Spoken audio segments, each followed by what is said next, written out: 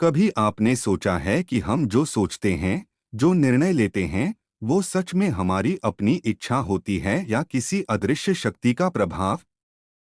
परमहंस योगानंद जी कहते हैं, मनुष्य यह सोचता है कि वह अपनी मर्जी से चल रहा है, पर वास्तव में वह अपने पिछले कर्मों के धागों से बंधा हुआ एक कठपुतली है, जिसे उसकी आत्मा का प्रारब्ध नचाता है।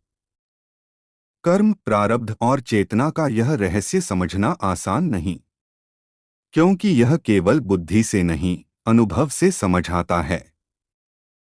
आज हम इसी रहस्यमय सत्य को जानेंगे। कैसे प्रारब्ध आपके मन को घुमाता है और फिर वही करवाता है जो आपके नसीब में पहले से लिखा है। रात की नीरवता में जब इंसान अकेला बैठा होता है, तभी वो सोचता है, क्या सच में हमारे जीवन का हर पल पहले से लिखा हुआ है? कभी हम किसी काम को करने का पूरा निश्चय करते हैं, पर कुछ ऐसा होता है कि मन अचानक बदल जाता है।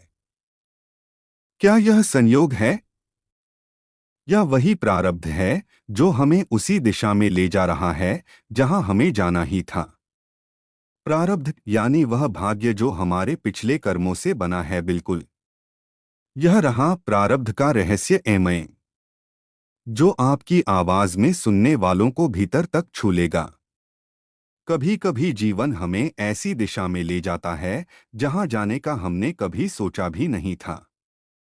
हम सोचते हैं कि यह संयोग है, पर अध्यात्म कहता है, यह संयोग नहीं, प्रारब्ध है। प्रारब्ध उस बीज की तरह है जो हमने पिछले जन्मों में बोया था, और अब उसके फल हमारे जीवन के वृक्ष पर उग रहे हैं।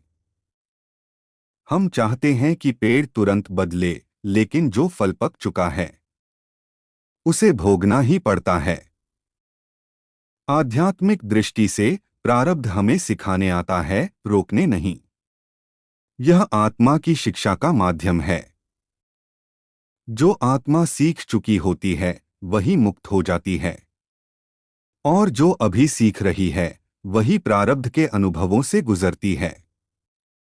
परमहंस योगानंद जी कहते हैं, जो तुम्हारे जीवन में हो रहा है उसे तुम रोक नहीं सकते, पर उसे जागरूकता से जी सकते हो, ताकि वही अनुभव तुम्हें आत्मा के द्वार तक पहुंचा दे। जब हम दुखी होते हैं, जब कोई बात मन के अनुसार नहीं चलती, तो हम सोचते हैं कि भगवान हमें दंड दे रहे हैं। पर सच यह है कि प्रारब्ध हमारे भीतर की अधूरी समझ को पूरा कर रहा है। हर दर्द एक पाठ है, हर हार एक संदेश। आध्यात्मिक साधक जानता है कि प्रारब्ध को टालना नहीं है, उसे शांत मन से स्वीकार करना है। क्योंकि जब हम प्रतिरोध छोड़ देते हैं, तब प्रारब्ध का प्रभाव कम होने लगता है। ध्यान की अवस्था में जब मन शांत होता है, तो आत्मा हमें यह सिखाती है कि हम भाग्य से बड़े हैं। प्रारब्ध केवल शरीर और मन पर प्रभाव डाल सकता है, आत्मा पर नहीं। आत्मा सदैव मुक्त है। सच्चा साधक यह नहीं कहता, यह क्यों हुआ? वह कहता है, यह भी ईश्वर की योजना का हिस्सा है। और जैसे ही वह यह समझ लेता है, उसका कर्म बंधन टूटने लगता है। प्रारब्ध उस नदी की धारा की तरह है जिसमें हमें तैरना ही पड़ता है, पर दिशा हमारी सजगता तय करती है।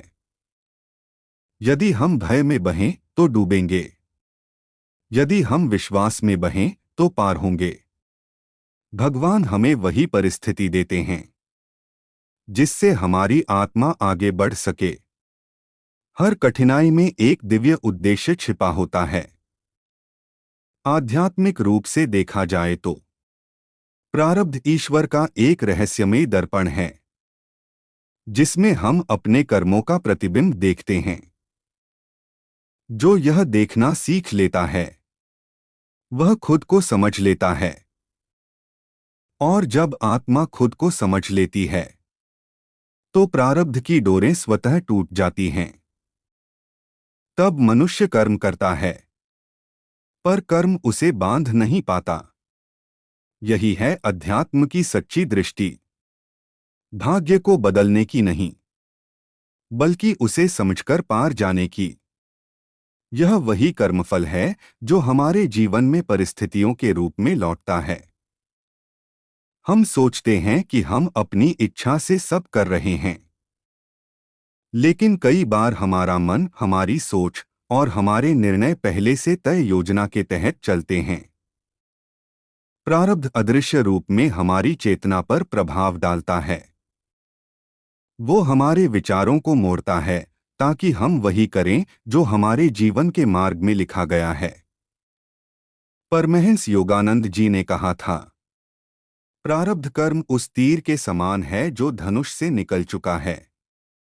अब उसका लक्ष्य तक पहुंचना निश्चित है, पर बाकी तीर अर्थात संचित कर्म तुम्हारे हाथ में हैं। उनसे तुम अपना भविष्य गढ़ सकते हो।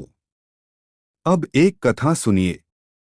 एक संत के आश्रम में एक युवक आया और बोला, गुरुदेव, मैं बहुत कोशिश करता हूँ कुछ बड़ा करने की, पर हर बार असफल हो जाता हूँ। संत मुस्कुराए और बोले, बेटा, यह प्रारब्ध है जो तुझे तेरा रास्ता दिखा रहा है, रोक नहीं रहा। उन्होंने दीपक की ओर इशारा किया। यह लौ ऊपर उठना चाहती है, पर हवा उसे झुका देती है। फिर भी वह बार बार ऊपर उठने की कोशिश करती है। यह लौ तेरी आत्मा है और हवा तेरे प्रारब्ध की परीक्षा। संत बोले, तू लौ की तरह बन, हिल, पर बुझ मत। प्रारब्ध तेरे कर्मों का परिणाम है और तेरे कर्म ही तेरा भविष्य बदलेंगे। जीवन 3 धाराओं से बना है, संचित, प्रारब्ध और क्रियमाण।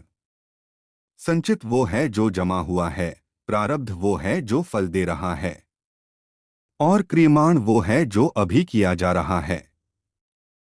जो सजग होकर कर्म करता है वही अपने भविष्य के प्रारब्ध को बदल देता है। कभी कभी प्रारब्ध हमारे मन को मोड़ देता है ताकि हम किसी सीख तक पहुंचें। यह हमें भटका कर भी सही दिशा दिखाता है।